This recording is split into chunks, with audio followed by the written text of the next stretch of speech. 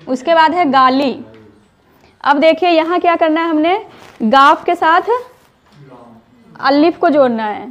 तो क्या होगा यहाँ पर, जब गाफ काफ को अलिफ और लाम के साथ जोड़ते हैं तो वो चेंज हो जाता है, उसकी शक्ल बदल जाती है। गाफ के साथ अलिफ आ गया, गा, और ला को, इसके लिए अब यहाँ पर देखिए कि ये मात्रा लास्ट है तो लास्ट वाला आएगा, पूरा शक्ल छोटी ये, ठीक है। गाली, बकना।